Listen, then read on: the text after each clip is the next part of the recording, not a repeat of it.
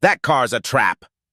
12-year-old Marcus Johnson's voice exploded through the underground parking garage of Novatech Industries, shattering the 7:47 a.m. silence. The black boy stood trembling beside his mother's janitor cart, pointing desperately at a pristine white Tesla Model S parked in the executive section. Security guards froze mid-stride. Executives in expensive suits stopped their morning conversations. Maria Johnson, the night shift cleaner, watched in horror as her son's outburst echoed off concrete walls. "The wiring's all wrong! Get away from that car!" Brad Richardson, head of security, stepped forward with a disgusted expression. His voice carried the sharp edge of authority mixed with contempt. "Jesus Christ! The cleaning lady's kid is having a meltdown again." He keyed his radio. "Security to level B1. We've got a disturbance." Marcus's small frame shook with urgency as he continued pointing at the Tesla. "Please, somebody listen to me. If Mr. Sterling gets in that car, people are going to die." What happened next would silence an entire company. The 47th floor of Novatech Industries pierced the California sky like a digital spear, its glass facade reflecting the dawn over Silicon Valley. But 3 levels beneath the earth, in the executive parking garage, a different kind of reflection was taking place, one that revealed the stark divisions between those who belonged and those who merely cleaned up after them. Marcus Johnson pressed himself against the cold metal of his mother's cleaning cart, his thin shoulders barely reaching the handle. At 12 years old, he carried the unmistakable markers of poverty: a faded Golden State Warriors jersey 2 sizes too large, Converse sneakers held together with duct tape, and a backpack from Goodwill that bulged with salvaged electronics. Circuit boards, broken phones, and tangled wires spilled from unzipped pockets, the tools of a boy who had learned to see potential in what others discarded. While his classmates spent summers at camps or pools, Marcus spent his days in the shadowy underbelly of corporate America, invisible to the executives who hurried past. His mother, Maria, had no choice but to bring him to work during school breaks. Daycare cost more than their monthly rent in their East Oakland apartment, and Maria's job as a night shift cleaner at Novatech barely kept them afloat. Maria Johnson moved through the parking garage with practiced efficiency, her cleaning uniform bearing the subtle stains that marked 12-hour shifts. At 34, she possessed a sharp intelligence that had once earned her valedictorian honors at Oakland High School. But college had remained a distant dream, pushed further away by teenage pregnancy and the relentless mathematics of minimum wage. She saw her abandoned aspirations reflected in her son's brilliant eyes that absorbed technical knowledge with an hunger that both amazed and worried her. "Mijo, stay quiet, stay invisible," she whispered to Marcus each morning as they entered the building. "Smart black boys make people nervous." It was a lesson born from experience. Maria had watched too many bright young men from their neighborhood become targets simply for standing out, for asking questions, for demanding to be heard. Safety, she believed, lay in silence. Brad Richardson represented everything Maria had taught her son to avoid challenges. At 42, the head of security carried himself with the rigid authority of his 18 years in law enforcement, most of it spent patrolling neighborhoods like the one where Marcus lived. His worldview divided humanity into neat categories: those who belonged in places like Novatech and those who cleaned up after them. Richardson's philosophy was brutally simple: maintain order, protect the shareholders, and keep the riffraff in their place. To him, Marcus represented a fundamental violation of that order. A poor black kid in a billion-dollar tech company was either a charity case or potential threat, and Richardson's instincts leaned heavily toward the latter. "I don't care if the kid's a genius," he had told his security team during a briefing the previous week. "Smart or stupid, criminals come from the same neighborhoods." The object of Marcus's desperate warning sat like a technological jewel in parking space A1, Robert Sterling's custom Tesla Model S. The car represented more than transportation. It was a $150,000 statement of technological supremacy. Sterling had personally overseen its modification, installing prototype self-driving software worth $50 million in research and development. Robert Sterling himself embodied the Silicon Valley dream that felt impossibly distant to families like the Johnsons. At 41, he had built Novatech from a garage startup into a technological empire worth billions. Unlike many tech moguls, Sterling had clawed his way up from genuine hardship, dropping out of high school at 16 to code his first algorithm. That background had taught him to recognize talent in unexpected places, but 12 years of corporate success had insulated him from the daily realities that shaped lives like Marcus's. The morning routine at Novatech followed the precise choreography of corporate hierarchy. Executives arrived between 7:30 and 8 a.m., their BMWs, Mercedes, and Teslas filing into reserved spaces with military precision. Security sweeps preceded each arrival, casual walkthroughs designed to check for homeless encampments, not sophisticated threats. Marcus had observed this routine for 6 weeks of summer vacation, his analytical mind cataloging patterns that escaped adult notice. He had photographed interesting technological details, studied the electrical systems, and memorized the daily schedules of 24 executives. To the security guards, he was invisible furniture. To Marcus, the garage was a laboratory of human behavior and mechanical systems. But this morning was different. This morning, Marcus had noticed modifications to Mr. Sterling's Tesla that made his blood run cold. The changes were subtle, professional, and absolutely lethal. As he watched adults dismiss his warnings with contempt, Marcus realized that his mother's advice about staying invisible might prove fatal for everyone in the building. The boy who had taught himself programming from library books was about to discover whether anyone would listen before it was too late. Brad Richardson's boots struck the concrete floor with deliberate authority as he approached Marcus, each step designed to intimidate. The head of security's 6'2" frame cast a long shadow over the 12-year-old boy, who instinctively took a step backward but refused to lower his pointing finger from the Tesla. "Kid, I'm going to say this once." Richardson's voice carried the practiced menace of 2 decades in law enforcement. "Shut your mouth, get behind that cart where you belong, and stop making a scene in my garage." Marcus's voice wavered but held steady. "Sir, please, I'm not trying to cause trouble. There's something seriously wrong with that car. The exhaust system has been modified, and there's additional hardware that wasn't there yesterday." Richardson's laugh was sharp and ugly, echoing off the concrete walls. "Yesterday? So now you're conducting surveillance on our executives' vehicles? What's next, chasing them for your little friends from Oakland?" The racist implication hit Marcus like a physical blow, but before he could respond, his mother rushed to his side. Maria's cleaning uniform was still damp with sweat from her 12-hour shift, and her face showed the exhaustion of a woman who worked nights and worried constantly about making ends meet. "Marcus, apologize to Mr. Richardson right now," she pleaded, her voice tight with fear. "We don't want any trouble. I need this job." But Marcus pulled out his cracked iPhone, his fingers trembling as he scrolled to a photograph he had taken the previous morning. "Mom, look. Yesterday, Mr. Sterling's car looked like this." He held up the phone, showing a clear image of the Tesla's rear section. "Today, there's new wiring running to a black box behind the license plate, and there's an antenna that definitely wasn't there before." Richardson snatched the phone from Marcus's small hands, his thick fingers scrolling through the gallery with growing anger. "What the hell is this? You've been photographing cars in our secured garage? That's surveillance, kid. That's a federal crime." "I'd take pictures of interesting technology," Marcus explained, his voice getting smaller as Richardson's anger intensified. "I study how electrical systems work. I build things from spare parts." "You build things?" Richardson's voice dripped with sarcasm as he held up the boy's phone for the gathering crowd of security guards. "Listen to this little professor. The kid thinks he's some kind of engineer because he plays with broken radios." Jake Morrison, Richardson's lieutenant, stepped closer with a smirk. "Maybe the kid's planning his own operation. Start him young in the hood, right? Teach them to case executive parking garages. Learn the patterns." The circle of security guards tightened around Marcus and his mother, their laughter mixing with the echo of the concrete chamber. Marcus felt his face burn with humiliation, but his fear for the people in the building overrode his embarrassment. "I have a degree in criminal justice from UC Davis and 18 years of law enforcement experience," Richardson announced, his voice carrying across the garage.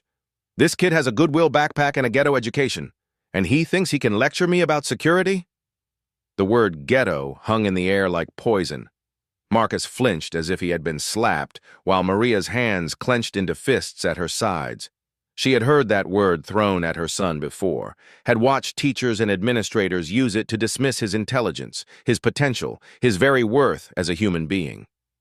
"Here's what's going to happen," Richardson continued, his voice gaining authority as more guards gathered.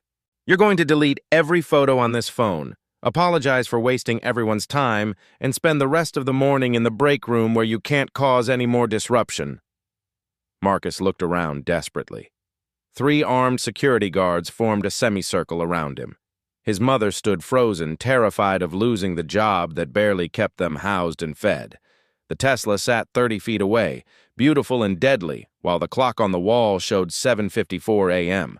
"Please," Marcus tried one more time, his voice cracking with desperation. "I know about electronics. I've built robots from scrap metal. I've programmed—" "Programmed?" Richardson cut him off with another harsh laugh.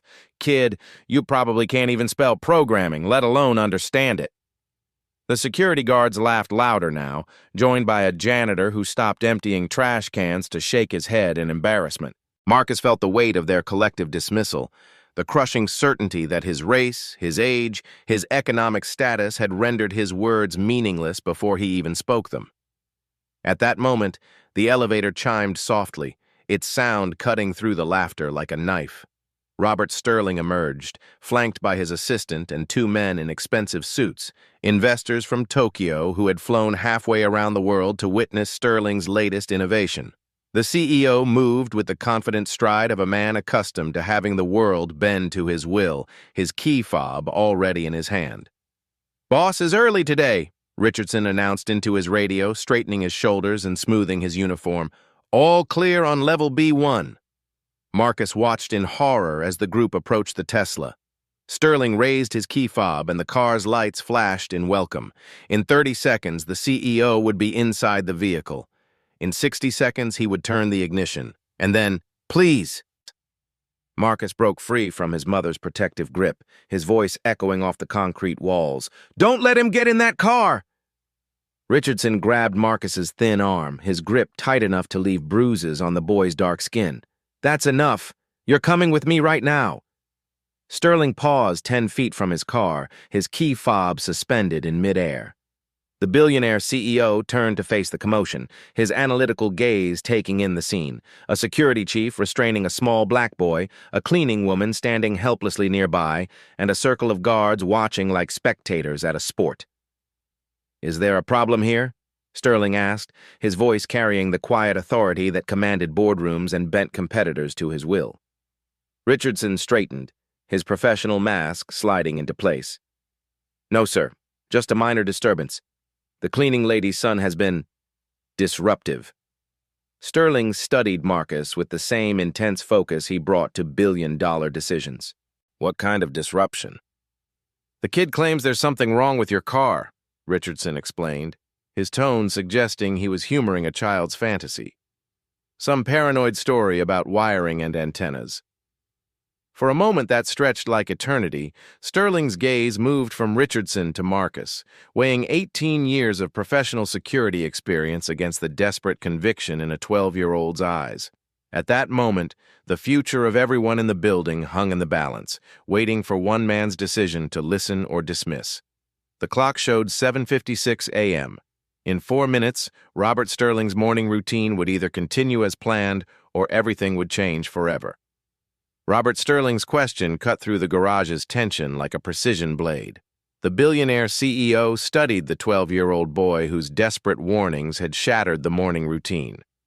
"What exactly do you see, young man?" Sterling asked, his voice carrying genuine curiosity. Marcus straightened despite Richardson's grip, his fear momentarily forgotten. "Mr. Sterling, sir, your car has been modified since yesterday. There's additional wiring from the exhaust manifold to a black device behind the rear license plate. The device has a cellular antenna, probably 4G capable." Sterling's eyebrows raised slightly. In tech, detailed observations from unexpected sources often proved invaluable. "Show me." Richardson stepped forward aggressively. "Sir, we don't have time for this. Your 8 o'clock meeting can wait," Sterling interrupted with absolute authority. "Show me what you see, son." Marcus approached the Tesla cautiously, his mother trailing behind. The boy knelt beside the rear bumper, pointing steadily. That black box behind the license plate isn't Tesla factory standard. Model S exhaust systems don't route auxiliary power to rear assemblies. And that antenna configuration is designed for receiving and transmitting, not just standard GPS communication. Sterling knelt beside Marcus, his $5,000 suit touching concrete without hesitation. For a moment, CEO and child examined the vehicle as equals, their shared technical focus bridging vast social differences. The wiring harness, Sterling murmured, following the boy's analysis. Professional grade, military specification. Yes, sir. Marcus nodded excitedly, finally finding a receptive audience. Whoever installed this knew exactly what they were doing. The work is too clean, too precise for amateur installation, and the antenna positioning gives line of sight to the garage entrance and elevator bank. Sterling's expression hardened as implications became clear. Perfect positioning for remote activation, professional installation, military-grade components. In his world, such details didn't happen accidentally. Marcus showed Sterling a photograph on his phone. See how the antenna array is oriented? Maximum signal reception from multiple angles. That's not standard vehicle communication equipment. How do you know about military-grade wiring specifications? Sterling asked, genuinely intrigued. Marcus hesitated, glancing at his mother. I study electronics, sir. I take apart everything I can find. Computers, phones, radios. I teach myself how systems work by examining components and reading technical specifications online. Self-taught engineering? Yes, sir. YouTube University. Marcus replied with a shy smile that transformed his anxious face. Richardson's radio crackled urgently. All units, be advised. The CEO's 8 a.m. appointment includes Department of Defense representatives. VIP security protocols are now in effect. The implications struck Sterling like lightning. DoD meeting, military-grade device, professional installation, remote activation capability. Terrifying puzzle pieces fell into place with mathematical precision. Richardson! Sterling's voice dropped to Arctic temperatures. Call the bomb squad. Now! Sir? Richardson's confidence wavered, his certainty shaken. Evacuate level B1 immediately and contact SFPD bomb disposal. This is not a drill. Richardson's face flushed as his authority crumbled. Mr. Sterling, with respect, we're taking security advice from a 12-year-old child with no credentials, no training, and you're ignoring evidence from someone who identified a threat your 18 years of experience completely missed. Sterling interrupted coldly. Marcus spoke quietly. There's a way to verify what we're dealing with without triggering response systems. Both men stared at him. The device is receiving signals. If we use spectrum analysis equipment, we can detect what frequencies it's monitoring and determine if it's actively controlled. That would confirm whether it's surveillance equipment, explosive device, or both. Sterling studied the boy with growing amazement. Do you understand spectrum analysis? I built a basic analyzer from Arduino components last year, sir. Not professional grade, but it should detect signal patterns and frequency usage. Richardson threw his hands up in exasperation. This is insane. We're trusting security decisions to a ghetto kid with homemade electronics. Sterling looked into Marcus's intelligent eyes and saw something Harvard Business School never taught him to recognize. Pure, uncompromising competence in an unlikely package. Marcus, Sterling said formally, can your equipment tell us what we're dealing with? I think so, sir, but I'd need to get closer to the car. Absolutely not. Maria spoke for the first time, her voice fierce with maternal protection. Mijo, this is too dangerous. Marcus looked between his mother and the CEO, understanding this moment would define everything that followed. The boy, who had taught himself engineering from library books, was about to discover whether technical brilliance could overcome prejudice when lives hung in the balance. The clock showed 7:58 a.m. Robert Sterling's morning routine was about to change forever. Marcus knelt 15 feet from the Tesla, his homemade spectrum analyzer spread across the concrete like a high-tech prayer mat. The device, cobbled together from salvaged Arduino boards, copper wire, and a cracked tablet screen, looked like electronic garbage compared to Novatech's million-dollar equipment, but it worked. The boy's fingers moved across the tablet's surface with practiced precision, calibrating frequencies and adjusting signal sensitivity. Lines of data cascaded down the screen in patterns that would have challenged graduate students, but Marcus read them like sheet music. There, he whispered. pointing at the tablet's display. The device is monitoring 3 distinct frequencies: 915 megahertz for remote control, 2.4 gigahertz for data transmission, and... His voice caught in his throat. Oh no, 433 megahertz. Sterling crouched beside him, studying the crude but functional interface. What's significant about 433 megahertz? That's classic military remote detonation frequency, sir. Used extensively in Iraq and Afghanistan for IED triggering systems. The words hung in the air like poison gas. Sterling's face went pale as the implications crystallized. This wasn't corporate espionage or simple vandalism. This was terrorism, planned and executed with military precision. Richardson's radio crackled with controlled chaos as evacuation procedures began. All units, Level B1 evacuation in progress. Reroute VIP parking to Level A. DoD delegation arrives in 10 minutes. Emergency lights began flashing red and white throughout the garage. The ventilation system shut down with a mechanical groan that echoed off concrete walls. Marcus watched security guards hurry past, their earlier mockery replaced by professional urgency tinged with barely controlled panic. Kid might actually know what he's talking about, Jake Morrison muttered as he supervised the evacuation, his earlier smirk replaced by grim respect. But Richardson's face showed no gratitude, only the bitter humiliation of authority undermined by a child in a Warriors jersey. His career, his reputation, his entire worldview had been shattered by a 12-year-old boy who saw patterns that trained professionals had missed. Marcus's young voice remained steady despite the chaos erupting around him. Mr. Sterling, I think I can determine if this is just surveillance or something much worse. How? Marcus pointed to his spectrum analyzer's real-time display. Active signal monitoring. If someone's currently controlling this device, we'll see data packets and command protocols. If it's dormant, we'll only detect heartbeat pings and status reports.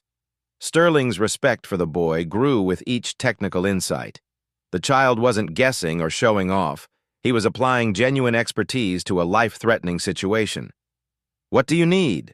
10 minutes of uninterrupted workspace and...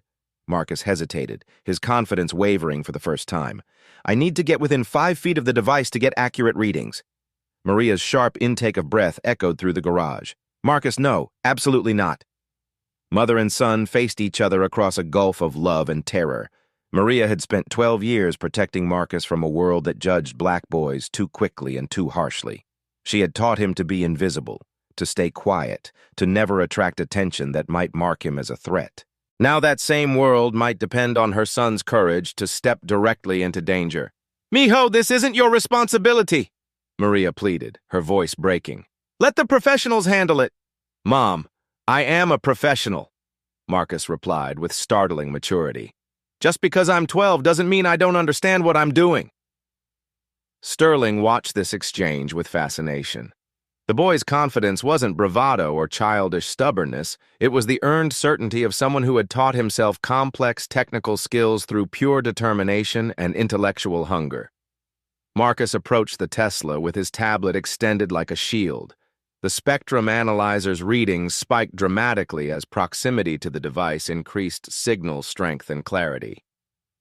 It's active, he announced, his voice cutting through the emergency chaos. Heavy data transmission is occurring right now. Someone's definitely controlling this remotely. From where? Sterling demanded. Marcus studied the signal patterns, his young mind processing complex data streams with the fluency of a native speaker. Control signals are strong and consistent. Local area network, probably within a few hundred meters of our current location. Richardson's face went pale. The DoD delegation is arriving at the main entrance. That's exactly 300 meters from here. Marcus's tablet screen suddenly flashed with new data streams. Wait, there's more. The device isn't just receiving commands. It's actively transmitting large amounts of data. What kind of data? Marcus's fingers flew across his tablet, running analysis algorithms he had coded himself during late nights in his bedroom. Audio and video feeds. This thing is a mobile surveillance platform, sir. It's recording everything within a significant radius. Sterling's blood ran cold. Someone's watching our DoD meeting. Not just watching, Marcus corrected grimly, his technical analysis revealing the full scope of the threat. Recording everything for later transmission. This isn't just about your car, Mr. Sterling. It's about stealing military secrets from the Department of Defense. The boy's tablet screen suddenly flashed red as warning indicators cascaded across the display like digital blood. "Oh, God," Marcus whispered, his young face draining of color. "What is it?" "The explosive signature is massive, sir. This isn't just a car bomb designed to kill you. The charge is calculated to bring down the entire parking structure. The blast would collapse 3 levels of concrete and steel directly onto the main lobby."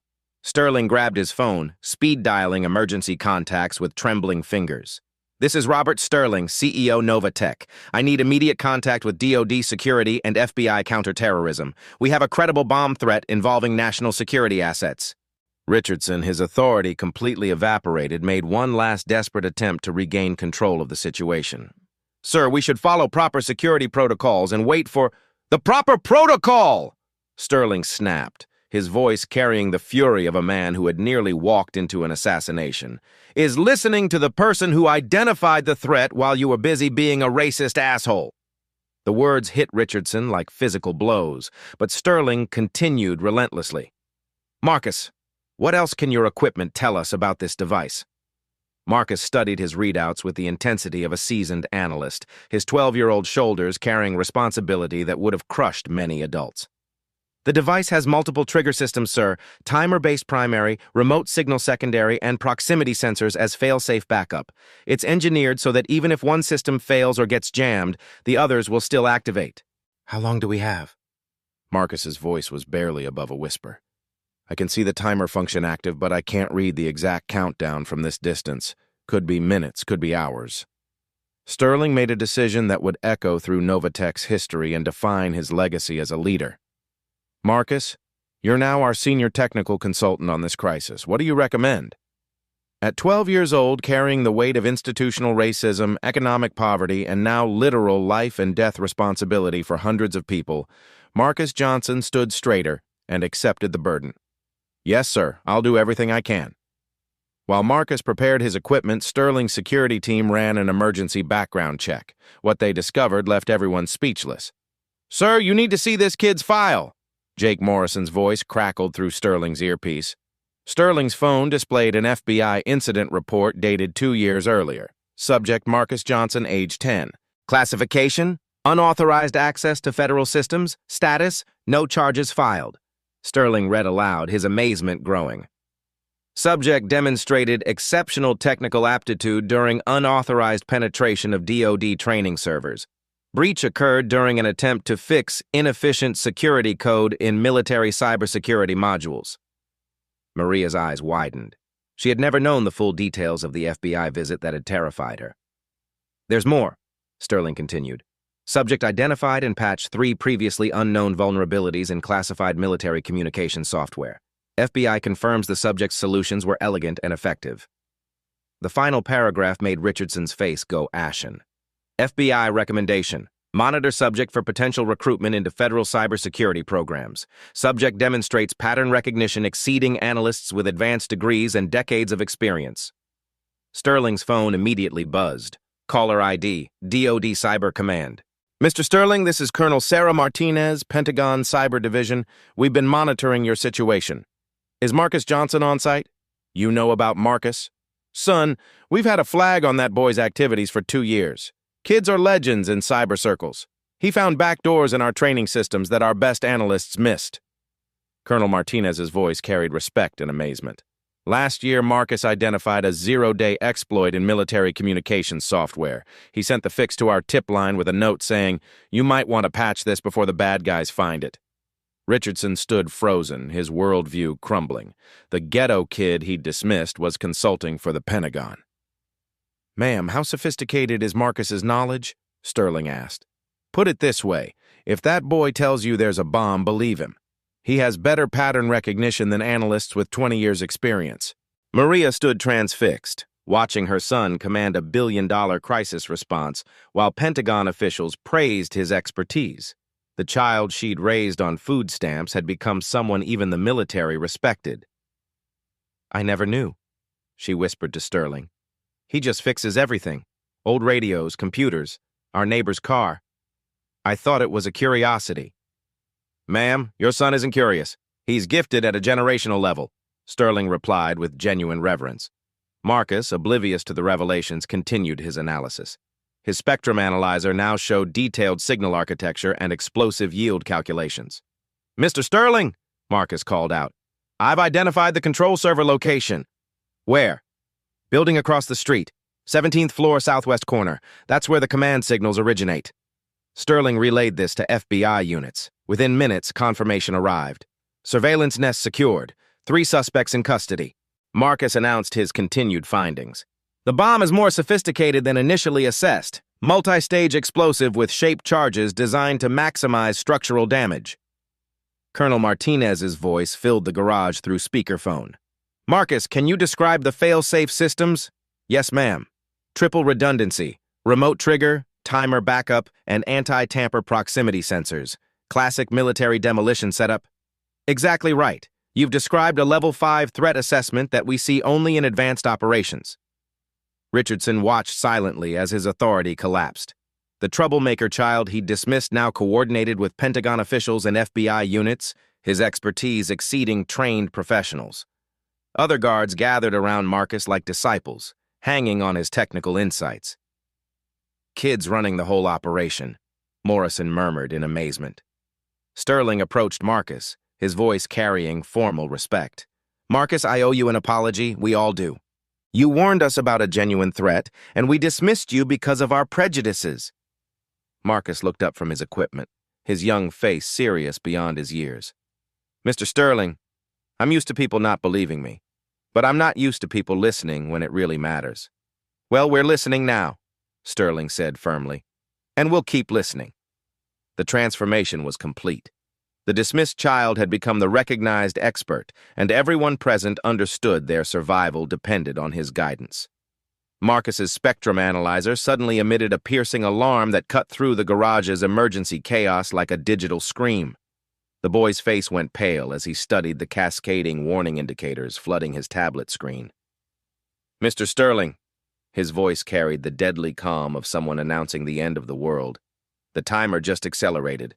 We have exactly 8 minutes before automatic detonation. What triggered the acceleration? Sterling demanded, his CEO training keeping panic at bay through sheer force of will. Marcus's fingers flew across his tablet, analyzing the new data streams with frightening speed. The suspects upstairs must have activated a dead man's switch before the FBI captured them. The bomb system detected loss of contact with the control station and shifted into terminal countdown mode.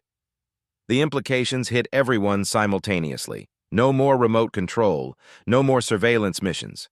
Just 8 minutes until hundreds of tons of concrete and steel came crashing down onto the building's main lobby during peak morning hours. FBI bomb disposal teams arrived with trucks full of sophisticated equipment, but after a hurried consultation with the lead technician, Marcus shook his head with grim finality. The proximity sensors are too sensitive, he explained to the gathered experts, his 12-year-old voice carrying authority that seasoned professionals accepted without question. Any attempt to approach within 2 meters triggers immediate detonation. Traditional bomb disposal robots can't get close enough to be effective. Sergeant Williams, the bomb squad leader, studied Marcus's readings on a professional-grade analyzer. What about remote jamming of the trigger frequencies? Marcus consulted his equipment again, running calculations that would challenge doctoral candidates. The device uses frequency-hopping spread spectrum technology. It changes operational frequencies 1,000 times per second across multiple bands. We'd need a jammer array worth millions of dollars and at least 40 minutes for proper calibration. Sterling checked his watch with the precision of a man accustomed to billion-dollar deadlines. We have 7 minutes remaining. The weight of impossible mathematics settled over the emergency response team like a death shroud. Too little time, too much sophistication, too many ways for traditional solutions to fail catastrophically. There is one possibility, Marcus said quietly, his young voice cutting through the adult despair with surgical precision. But it's extremely dangerous and completely untested at this scale. Tell us, Colonel Martinez commanded through the speakerphone, her Pentagon authority focused entirely on the boy's expertise. Marcus took a deep breath, his scientific mind overriding his survival instincts. I can build a focused electromagnetic pulse device using components from the building's electrical infrastructure. A properly calibrated EMP burst would disable all electronic systems in the target vehicle, including the bomb's trigger mechanisms. Sergeant Williams stared at Marcus in disbelief. How does a 12-year-old boy know how to build electromagnetic pulse weapons? I built a smaller version last year to reset our neighbor's garage door opener when the control circuit failed, Marcus explained with matter-of-fact simplicity. Same electromagnetic principles, just scaled up significantly. The adult resistance was immediate and fierce. Maria Johnson's voice carried a mother's absolute authority as she stepped between her son and the Tesla. Marcus, absolutely not. You are 12 years old. This is not your responsibility. Mom, nobody else here understands both the bomb's electronic architecture and EMP generation principles, Marcus replied with startling maturity. I'm the only person present who can calibrate the pulse precisely enough to disable the device without triggering fail-safe systems. Richardson, his ego completely shattered but his concern for human life still intact, made one final attempt at reasonable authority. We cannot allow a child to attempt something this dangerous. There has to be another solution. There isn't, Sterling said with the cold finality of a man who had built his empire on calculated risks. Richardson, you're fired effective immediately. Security personnel will escort you from the building. Marcus led a team of 6 adult engineers to Novatech's electrical substation, his plan audacious in its simplicity and terrifying in its complexity. Strip copper wire from building electrical systems, create a precisely wound electromagnetic coil around the Tesla, and generate a controlled EMP burst using power diverted from Novatech's main electrical grid. The mathematics must be absolutely perfect, Marcus explained as he sketched calculations on a whiteboard with the fluency of a professor, his equations flowing across the surface in elegant complexity. Too little power and the bomb's electronic systems survive intact. Too much power and we electromagnetically pulse every electronic device within a 3-block radius, including critical medical equipment at the hospital next door. Senior engineer Patricia Walsh studied Marcus's electromagnetic field theory calculations with growing amazement. These equations represent PhD-level physics and electrical engineering. Where did you learn this? MIT OpenCourseWare and YouTube tutorials? Marcus replied casually, continuing his work without breaking concentration, plus trial and error with smaller projects. With 5 minutes remaining on the countdown, sweat beaded on Marcus's forehead as he and 6 adult engineers raced to assemble the electromagnetic pulse device. Copper wire spiraled around the Tesla in precise geometric patterns calculated to focus maximum electromagnetic energy on the vehicle's electronic systems. Power coupling units routed electricity from Novatech's main grid through transformers that Marcus had calculated by hand using principles that would challenge graduate students. Marcus? Sterling asked desperately, watching the boy make final adjustments to equipment that could save or doom them all. Are you absolutely certain this will work? Marcus paused in his work, looking up at Sterling with heartbreaking honesty. No, sir. I'm 12 years old, and I could be completely wrong about everything, but the physics is sound, and I don't see any other options. Maria Johnson approached her son, kneeling to meet his eyes, while around them, adults worked frantically to implement the desperate plan of a child who had taught himself engineering from library computers and YouTube videos. Mijo, she said softly, her voice breaking with pride and terror. I need you to know something. Whether this works or fails completely, I have never been more proud of you than I am right now. Marcus hugged his mother, and for one precious moment he was just a scared little boy seeking comfort from the woman who had raised him alone. Mom, what if I'm wrong? What if people get hurt because I miscalculated something? Baby, you've already saved everyone in this building. Whatever happens next, you've already done more than anyone could possibly ask of you. With 3 minutes remaining, FBI teams evacuated a 6-block radius around Novatech. Emergency medical services prepared for potential building collapse and mass casualties. In the parking garage, Marcus made final adjustments to his electromagnetic pulse array while carrying the hopes and lives of everyone present. Power coupling systems are stable, reported Engineer Walsh. Frequency modulation calibrated to target specifications, confirmed Technician Rodriguez. EMP focal point precisely aligned with target vehicle electronics, stated Electrician Park. Marcus stood before the control panel he had built from spare parts and desperate determination, his small finger hovering over the activation button that would either save or doom them all. The device will generate approximately 2.3 million volts in a 0.2-second electromagnetic pulse, Marcus explained to the FBI command center via radio, his technical briefing delivered with scientific precision. Peak electromagnetic field strength of 50,000 volts per meter, focused in a 3-meter radius around the target vehicle. Colonel Martinez's voice crackled through the speakers with genuine admiration. Marcus, even MIT graduate students would struggle with those electromagnetic field calculations. Yes, ma'am, Marcus replied quietly, his humility intact despite the praise. But MIT graduate students probably never had to fix a broken television using coat hangers and determination. 90 seconds remaining on the countdown. Marcus's finger trembled over the activation button while around him, adults who had dismissed him hours earlier now trusted him completely with their lives and the lives of hundreds of others. Wait, Marcus said suddenly, his eyes widening as new data flooded his analyzer screen. The bomb's frequency pattern just shifted dramatically. It's adapting to potential electromagnetic countermeasures in real time. What does that mean? Sterling asked, his voice tight with controlled panic. It means whoever engineered this device anticipated electromagnetic pulse attacks and built adaptive countermeasures into the system, Marcus replied, his mind racing through the implications. But a grin spread across his young face with the fierce joy of a puzzle solver seeing the perfect solution. They didn't anticipate a kid who builds EMP devices from scrap metal and salvaged electronics. With 60 seconds remaining, Marcus's fingers flew across his homemade control panel, recalibrating power distribution and frequency modulation in real time as he adapted to technological challenges that would have stumped teams of professional engineers. 45 seconds, someone announced with the solemnity of a death watch. Almost there, Marcus muttered, sweat dripping onto his circuit boards as he made final adjustments. 30 seconds. Got it! Marcus shouted triumphantly, his voice echoing off concrete walls. EMP calibration is complete and optimized. Initiating electromagnetic pulse in 3, 2, 1.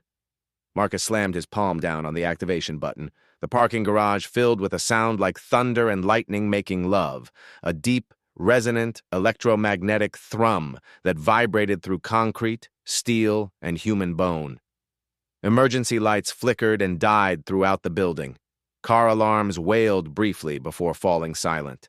The Tesla Model S rocked slightly on its suspension as invisible electromagnetic forces washed over every electronic system in the vehicle. Then, absolute silence descended like a blessing from heaven itself. Marcus stared at his spectrum analyzer, now showing completely flatlined readings across all monitored frequencies. For 10 heartbeats that felt like eternity, nobody moved or spoke. Finally, in a voice barely above a whisper, Marcus announced the verdict that would save hundreds of lives. All electronic signatures terminated. The bomb is completely dead. The garage erupted in cheers that shook dust from the concrete ceiling. But Marcus Johnson, the 12-year-old boy who had just prevented a terrorist attack using homemade electronics and YouTube education, simply sat down on the cold floor and began to cry. For 10 heartbeats that stretched like eternity, absolute silence filled the garage. Marcus stared at his spectrum analyzer, watching flatlined readings confirm what everyone hoped. FBI bomb disposal robots approached the Tesla without triggering response. Sergeant Williams' voice crackled over the radio. All explosive devices confirmed inactive. EMP neutralization successful. Building security. Cheers erupted through the garage. Adult engineers who had worked under Marcus's direction applauded the 12-year-old who had saved hundreds of lives with homemade electronics. Robert Sterling approached Marcus, his expression mixing gratitude with amazement. Marcus, in 30 years of business, I've never encountered anyone with your combination of technical skill and courage. Thank you, sir, Marcus replied simply, exhaustion finally showing as adrenaline faded. Sterling's next words would change everything. I'm offering you a full scholarship to Stanford University when you turn 18, plus immediate summer internship program if your mother approves. Maria Johnson's eyes filled with tears, watching her son's future transform, poverty replaced by unlimited possibility. Sterling addressed his security team with absolute authority. "Jake Morrison, you're now head of security. First assignment: implement protocols ensuring every person in this building, regardless of age or background, receives consideration when identifying threats." "Yes, sir," Morrison replied, glancing respectfully at Marcus. Colonel Martinez's voice filled the garage through speakers. "Marcus Johnson, by Secretary of Defense order, you receive special commendation for preventing terrorist attacks against critical infrastructure and DoD personnel." Marcus looked around the garage where hours earlier he'd been dismissed as a ghetto kid. Now FBI agents sought his insights. Pentagon officials requested consultation. Executives treated him as equal.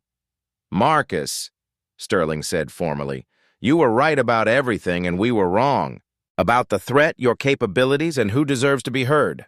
The boy smiled, his mother's arm around his shoulders. "Mr. Sterling, being right isn't what matters. What matters is everyone's safety."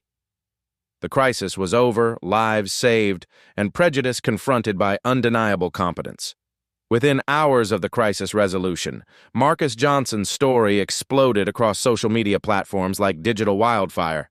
The hashtag #TechKidHero began trending globally as news outlets scrambled to cover the unprecedented story of a 12-year-old preventing corporate terrorism.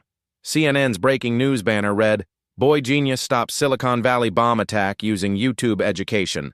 Fox News countered with, "American Child Prodigy Saves Hundreds with Homemade Electronics." The BBC's international coverage proclaimed, "Self-taught engineer prevents corporate terrorism through pure intelligence."